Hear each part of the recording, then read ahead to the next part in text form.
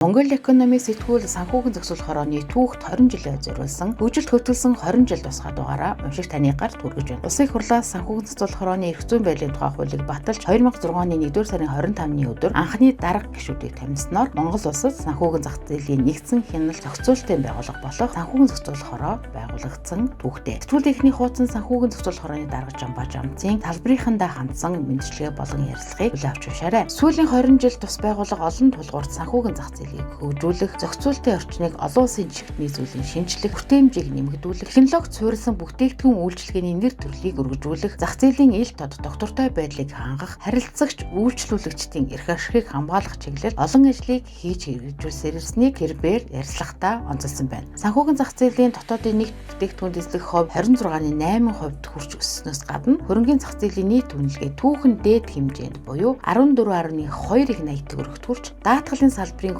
хөрөнгө өмнөх оны мөн үеэс 16.4%-аар өссөн байна. Харин банк бус санхүүгийн байгууллагын хөрөнгө 27.4%-аар, хадгаламж зээлийн хоршооны салбар 6.2%-аар тус өссөн нь энэ салбарын сүүлийн 20 жилийн хөгжлийг тод харуулж байгаа юм а. Тус дугаараас даатгал, хөрөнгөний зах зээл, банк бус санхүүгийн байгууллага, хадгаламж зээлийн хоршоо зэрэг санхүүгийн зах зээлд оролцогч талуудын ярилцлага нийтлэлийг хүлээн авч уншаарай.